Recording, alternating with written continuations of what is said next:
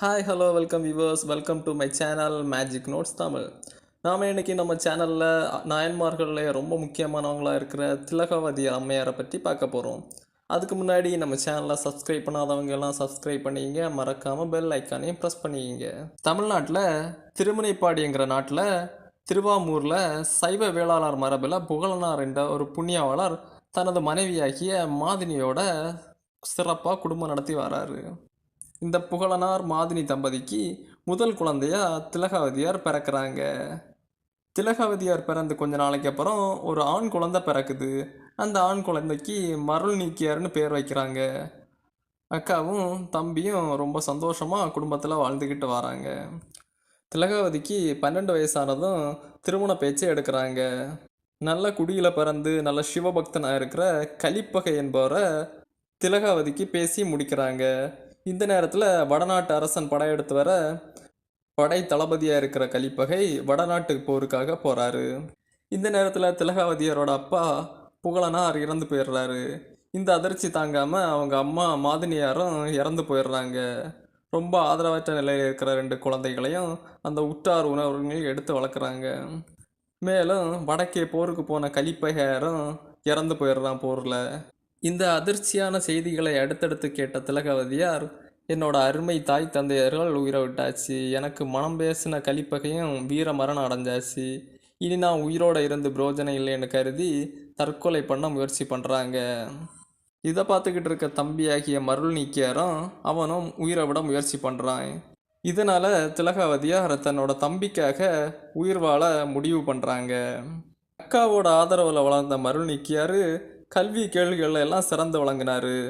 உலக நிலையாமையை உணர்ந்து கொண்ட அவர் துறவு நிலையை மேற்கொண்டு பாடலிபுத்திரம் போய் சமணராக மாறுறாரு. மேலும் சமண நூல்களில் நல்ல வல்லவராகி தர்மசேனர் எனும் பெயருடைய சமண குருவாக மாறினார். தன்னோட தம்பியை பிரிஞ்ச திலகவதியார் திருவதிகை என்னும் ஊரில் வந்து தவ வாழ்க்கையை மேற்கொண்டு சிவனுக்கு பூஜை பண்ணிக்கிட்டு வர. காலையில் எழுந்திருக்கிற திலகாவதி சீக்கிரமாக குளிச்சுக்கிட்டு திருநீர் அணிஞ்சிக்கிட்டு நேரே கோயிலுக்கு போகிறாங்க. அங்கே கோயிலோட சுற்றத்தை க்ளீன் பண்ணிக்கிட்டு மலர் பறிச்சிட்டு வந்து மாலை தொடுத்து சிவனுக்கு அர்ச்சனை செய்ய உதவி பண்ணுறாங்க. தன்னோட தம்பி சமண மதத்துக்கு போனதுக்கு ரொம்பவே வருத்தப்பட்டாங்க திலகவதி. தினமும் காலையில் கோயிலில் தன் தம்பியை எப்படியாவது காப்பாற்ற வேண்டும்னு பிரார்த்தனை பண்ணுறாங்க. ஒரு நாள் அவரோட கனவுல வர சிவபெருமான், நீ கவலை ஒளிவாய், உன் தம்பிக்கு சூளை நோயை கொடுத்து நாமே ஆட்கொள்வோன்னு சொல்லிட்டு மறைஞ்சிடுறாரு. அதுபோலவே தர்மசேனருக்கும் கொடிய சூளை நோய் வருது. வயிற்று வலி தாங்க முடியாமல் ரொம்ப துடிச்சு போகிறாரு. சமணர்கள் என்னென்னவோ மருத்துவ உதவிகள் செஞ்சு பார்த்தாங்க, எந்த பிரோஜனமும் கிடையாது. மேலும் பல மந்திரங்கள் ஓதியும் பார்த்தாங்க, அதனாலேயும் எந்த பிரோஜனமும் இல்லை. அதனால் நோயோட வீரியம் கூடியதே தவிர கொஞ்சம் கூட குறையலை. இப்போது தர்மசேனருக்கு தன்னோட அக்கா திலகாவதியை பார்க்கணுன்னு ஒரு ஆசை வருது. இதனால் திருவதிக்கு ஒரு ஆள் அனுப்பி அக்காவை தன்னோட வர சொல்கிறாரு. ஆனால் திலகவதி சிவநிந்தனை செய்பவர்கள் வாழும் இடத்திற்கு நான் வரமாட்டேன்னு சொல்லிட்டு மறுத்துடுறாங்க. இதனை அறிஞ்ச தர்மசேனர் அன்று நைட்டே திருவதிக்கு வராரு. வந்து தன்னோட தமக்கையான திலகவதியாரோட காலில் விழுறாங்க. சிவனடியார் இருந்த திலகாவதி தன்னோட தம்பியை சிவன் கோயிலுக்கு கூப்பிட்டு போய் திரு 5 எழுத்து மந்திரம் ஓதி அவரோட தலையில் திருநீரை அணிவிக்கிறாங்க. அந்த நேரமே யம வேதனையை போன்ற சூளை நோய் பறந்து போகுது. தர்மசேனர் கூட்டாயினவாறு போன்ற எண்ணிட்ட பதிகங்களை பாடி திருநாவுக்கரசர் என்னும் பெயர் பெற்று சைவ சமயத்துக்கு மாறுறாரு. திருநாவுக்கரசர் சைவ சமய ஆசாரியர்களில் 2வது இடத்தை பிடிக்கிறாரு. இவ்வளவு சிறப்பு வாய்ந்த திருநாவுக்கரசரை உலகு கொடுத்தவங்க திலகாவதிங்கிற ஒரு மங்கையர் திலகம். இந்த கதை உங்களுக்கு பிடிச்சிருந்துச்சுன்னா லைக் பண்ணுங்கள், ஷேர் பண்ணுங்கள், கமெண்ட் பண்ணுங்கள், மறக்காமல் சேனலை சப்ஸ்கிரைப் பண்ணுங்கள். தேங்க்யூ ஃபார் வாட்சிங்.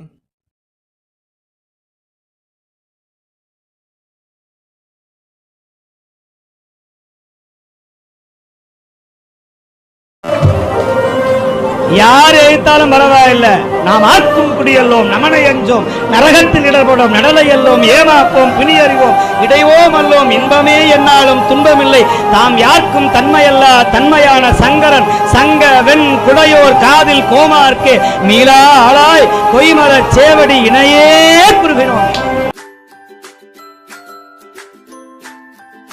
Hi friends, welcome to Pradi TV. அச்சமில்லை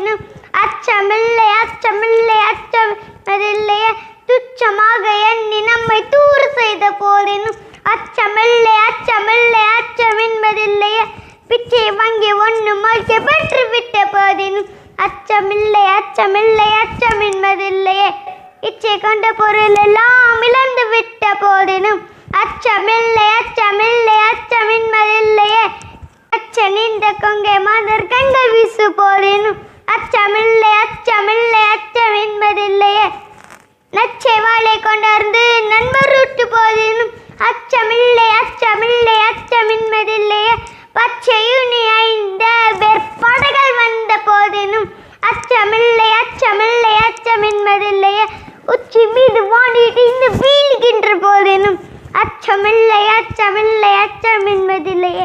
பகத்கவி சுப்பிரமணிய பிரதியோர். நன்றி. Thank you friends. Bye bye. காமம், குரோதம், லோபம், மோகம், அகங்காரம் மற்றும் மத்சரியம் என்று 6 வகையான தீய குணங்கள் தான் அரிஷத் வர்க்கம்னு சொல்லப்படுது. இப்போது நம்ம அந்த 6 எதிரிகளையும் ஏன் அழித்திட வேண்டும் என்கிற காரணத்தை பார்க்கலாம். ஒன்றாவது காமம். காமம் என்றால் அவா அல்லது ஆசை என பொருள்படும். தர்ம நியதிக்கு உட்பட்ட ஆசை ஆக்கத்தை தரும். அதுவே தர்ம நியதிக்கு எதிரான ஆசை அழிவையே தரும்.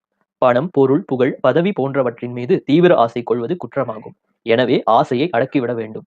இரண்டாவது குரோதம். குரோதம்னா கோபம் அல்லது சினம்னு பொருள்படும். ஆசைப்பட்ட ஒரு பொருளை அடைய முடியாமல் போய்விட்டால் அந்த ஆசை கோபமாக மாறும். கோப உணர்ச்சி மனத்தின் செயல்பாடுகளில் சஞ்சலங்களை ஏற்படுத்தி வாக்கையும் செயலையும் பாதிக்கும். கோபத்தால் எழும் வாக்கும் செயலும் எப்போதும் சரியானதாக இருப்பதில்லை. எனவே கோபத்தை போக்கிவிட வேண்டும். மூன்றாவது லோபம். லோபம் என்றால் பேராசை என்று பொருள்படும். தேவைக்கு அதிகமான ஒன்றை அடைவதற்காக ஆசை கொள்வது பேராசை எனப்படுகின்றது. அதே போல மற்றவருக்கு சொந்தமான ஒன்றை அடைய முயல்வது அதுவும் பேராசைன்னு சொல்லப்படுது. வேண்டியது கிடைத்தால் அதை கொண்டு திருப்தி கொள்ள வேண்டும். அதே போலவே மேலும் மேலும் வேண்டும் என்று பேராசை கொள்ளக்கூடாது. எனவே பேராசையை தவிர்த்து விட வேண்டும். நான்காவது மோகம். மோகம் என்றால் மருட்சி அல்லது மயக்கம் என்று பொருள்படுது. ஒரு பொருளின் மீது கொண்ட அளவற்ற பற்றுதலினால் அதை எப்படியாவது அடைந்து விட வேண்டும் என்ற எண்ணம் தோன்றுகின்றது. இதுவே ஒருவனை பல தீய செயல்களிலும் ஈடுபட தூண்டுகின்றது. எனவே மருட்சியை நீக்கிவிட வேண்டும்.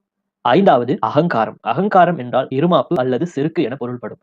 பதவி, கல்வி, அறிவு, செல்வம், அழகு போன்றவற்றை ஒருவன் மற்றவர்களை காட்டிலும் அதிகமாக கொண்டிருக்கும் போது அவனிடம் செருக்கு ஏற்படுகின்றது.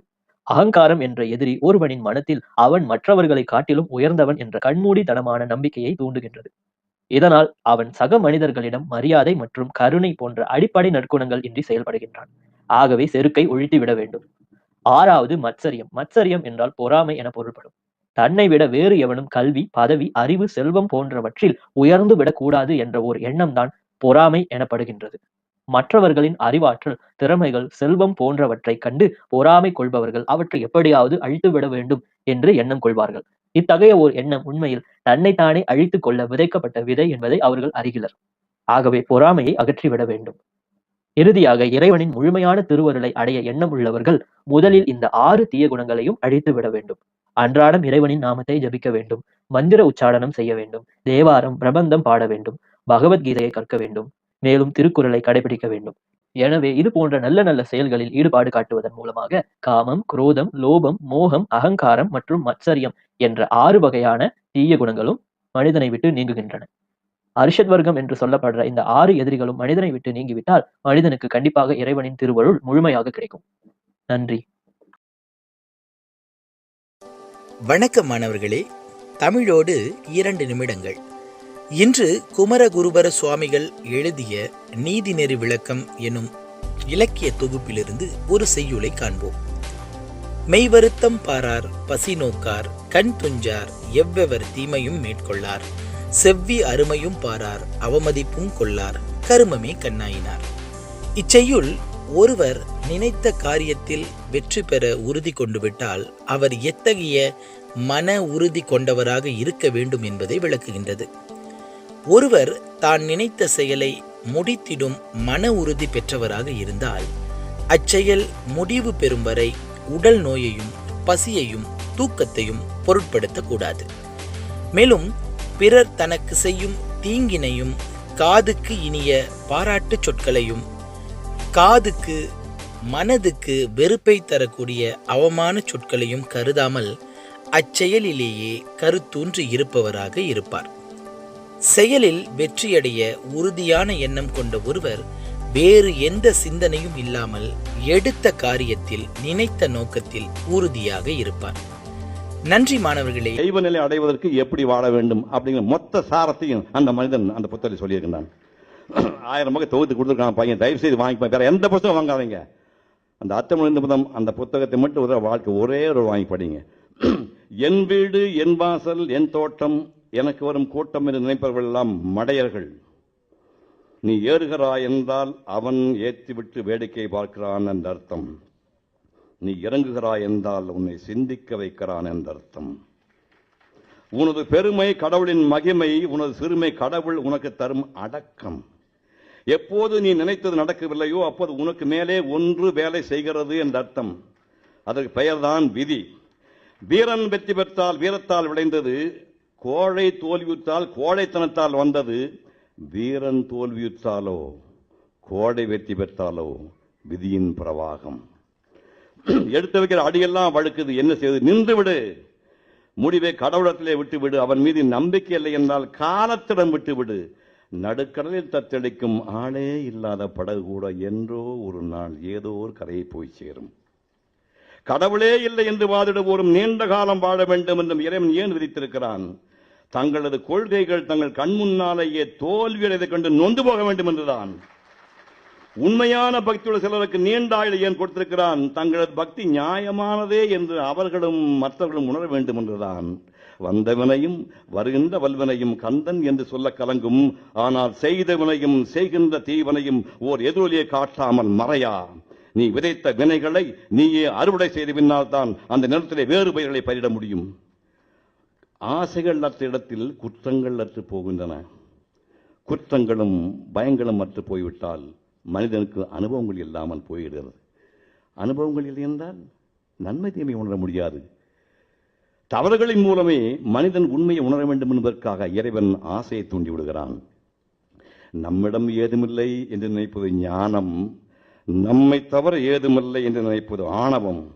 ஞானம் பணிந்து பணிந்து வெற்றி மேல் வெற்றி குவிக்கிறது, ஆணவம் நிமிர்ந்து நின்று அடி வாங்குகிறது. உன் வாழ்க்கை பூஜ்யத்தில் ஆரம்பமாகிறது. அந்த பூஜ்யத்துக்கு முன்பக்கம் நம்பர் விழுந்தால் அது இறைவன் பரிசு, நம்பர் பின்பக்கம் விழுந்தால் அவன் சோதனை. மேடும் பள்ளமுமாக வாழ்க்கை மாறி மாறி வந்தால் உனக்கு பெரிய வீழ்ச்சி இல்லை.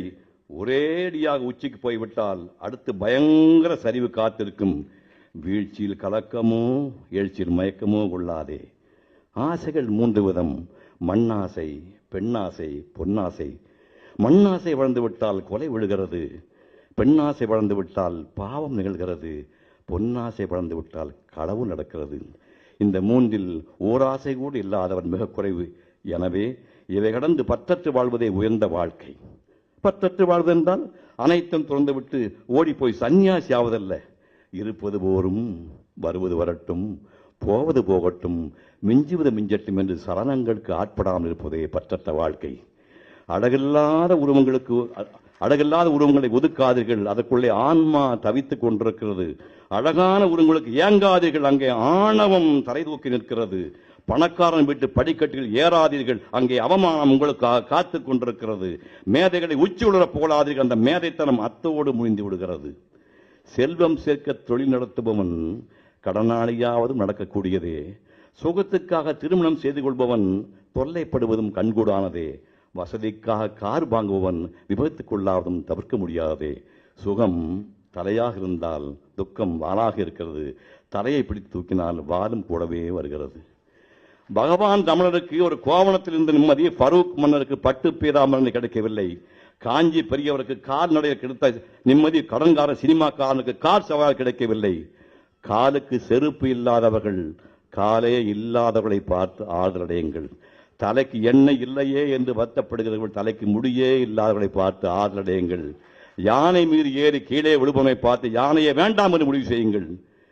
அடக்கமுடன் வாழும் குடும்ப தலைவன் அடக்கமின்றி வாடும் துறவியமனை மேலானவன்.